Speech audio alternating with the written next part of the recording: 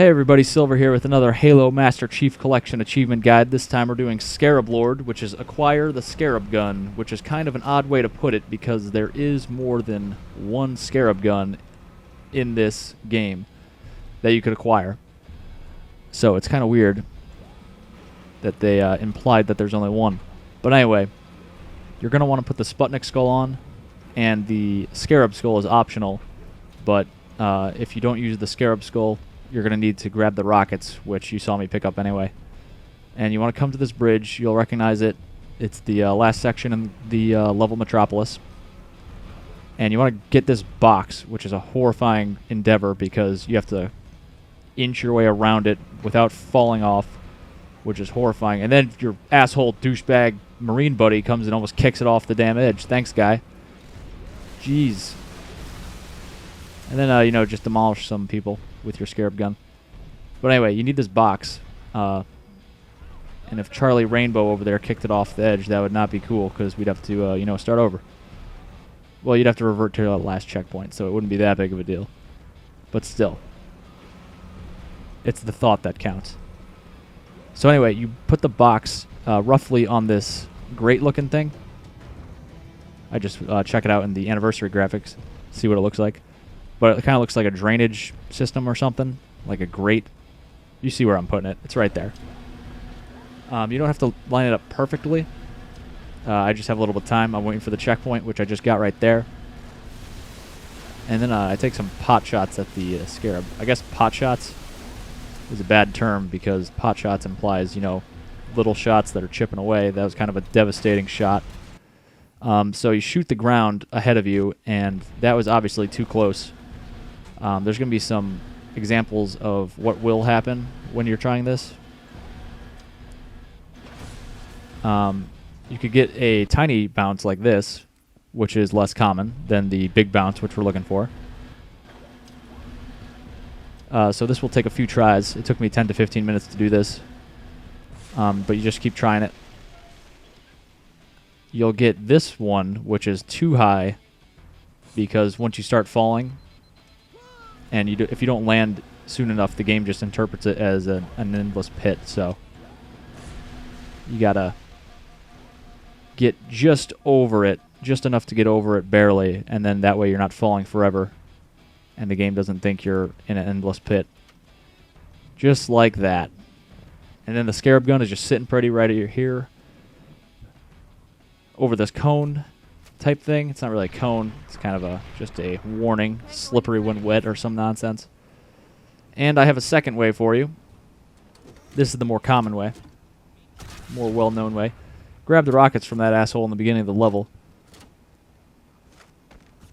Get in this Jeep, Warthog. You want to kill him too, actually. Obviously you saw me kill him. I don't think I mentioned you should kill him. But you should kill him, because they might accidentally, or they'll purposely, to try to destroy the Banshee, and you want to keep at least one Banshee alive. So you speed through here. You could ignore everybody. I'm like speeding through my words and stuttering here because I just did this freaking guide, and then I looked at the recording to see that I didn't hit the record button. I'm antsy right now. But anyway, you want to get out of the Warthog at that point. You saw me fade out because I accidentally killed the Banshee when I was almost at the end, which was frustrating. So I'm back here now. But anyway, you just want to kill those Marines, which you saw me do earlier at the middle of the bridge, because there's two more guys who are on your team at that point. And you want to walk the rest of the way because they will not spawn the Banshees if you go too quickly. So if you just speed with the Warthog into the tunnel up here, it will not spawn the Banshees, which you need at least one, so keep that in mind. One usually comes up behind you. This is on easy, by the way.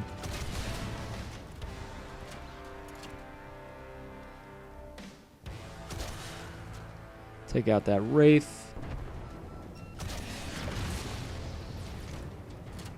And again, you want to make sure you keep one Banshee alive. Usually 2 spawn up ahead here. Sometimes there's only 1 I've seen before. I think it's just because the Banshee was like hiding behind one of the buildings and I didn't really notice it. I think it's always 2, but on top of the 1 behind you, which I just killed. Because again, we only need 1.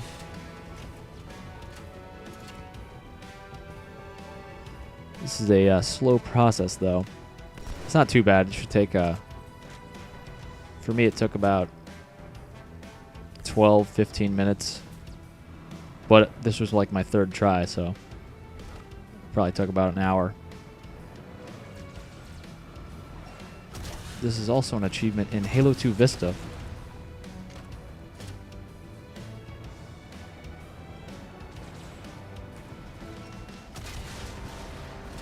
Boom. Get out of here, Ghost. So at this point, you want to get the Banshee to follow you into the tunnel. So you kind of want to bait him in here. You want to just back up. And then once he gets to you, or about gets to you in the tunnel, he'll turn around again. So you just want to shoot at him to get his attention again. And then he'll hopefully turn around. Usually he does. Sometimes he'll fly all the way back out, which is a pain in the ass because then you got to start over. But you just want to run as fast and far as you can until he catches up to you again. And he'll turn around again. And it's a game of cat and mouse over here. So just shoot at him again. Hopefully he'll turn around, which he did. And also, I don't know if I mentioned this already, but I have the bandana skull on. So I have unlimited ammo, which is nice. A lot of people won't have it because it was a pre-order bonus for GameStop. So if you pre-ordered somewhere else, you unfortunately do not get this skull. You may have gotten another skull, actually, that I don't have because places like Walmart and Best Buy had their own pre-order skull. I know Boom was a special offer somewhere. I forget where, but anyway, you want to kill these 2 Marines as well. They're scripted to drive that Warthog up to where it is right now. I should have killed them earlier, but I don't know what the fuck I was doing. Dicking around, that's what I was doing. So the Banshee's kind of just doing its own thing right now. Feel free to use grenades or the rockets in this small area. Oh, excuse me. I just yawned so big.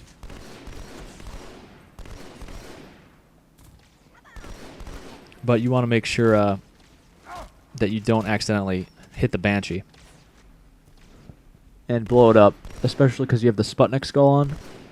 So the grenades are gonna, or the grenades and the rockets are gonna be more intense.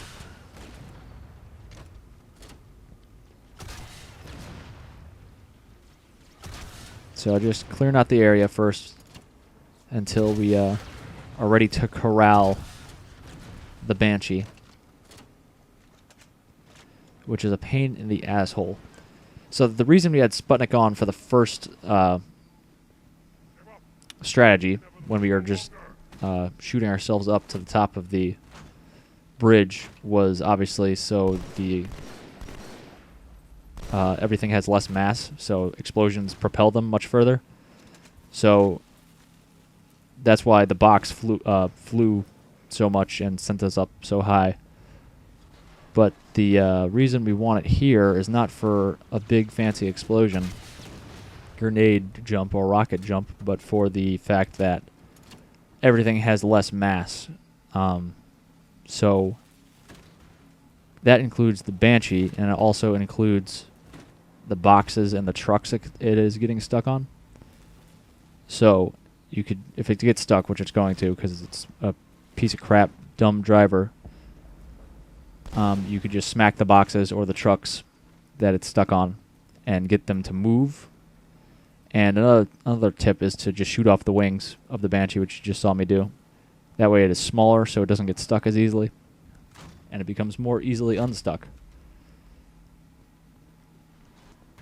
And another little tip is to run away when he's just not responding, and that'll get him to reassess his priorities.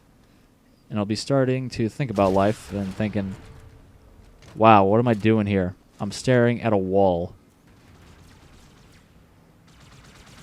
maybe I should, you know, kill this guy who's about to destroy my entire army. And the Halo ring, which I worship and think it's, you know, the artifact of the gods.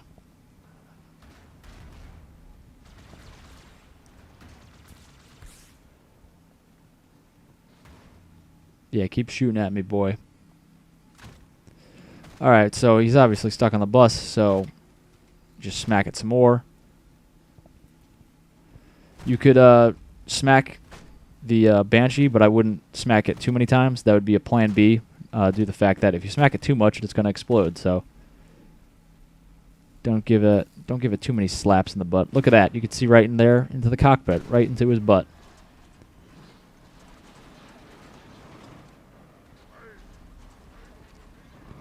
Alright, don't go get stuck on where you just were, buddy. Alright, he's in here, but don't get excited because he could leave at any moment.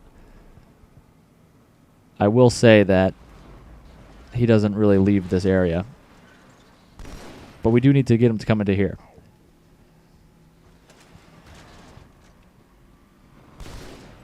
I've done this before where I've had it like right here, and then the Banshee just leaves, not the tunnel entirely, but it goes way back down again to where it was like a minute or two ago, which is a pain in the a-hole.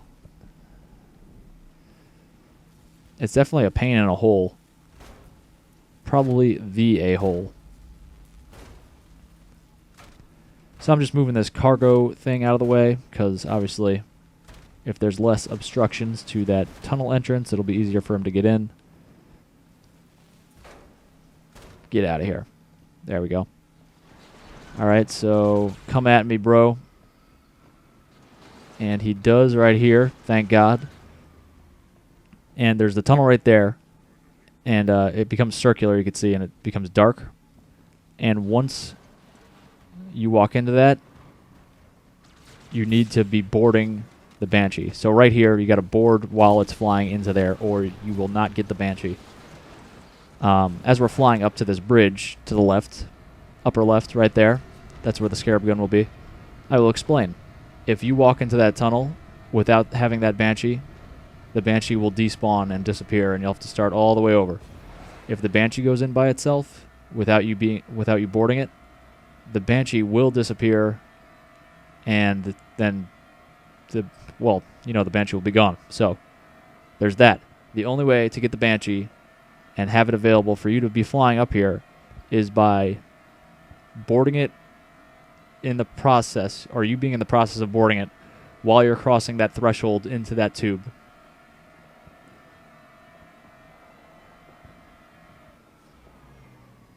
And do a nice little landing here. Knock over the little warning triangle thing. And that's it. Thank God. Whew. This is my second time recording this. Thanks for watching, guys. Click like and subscribe, and I will see you later.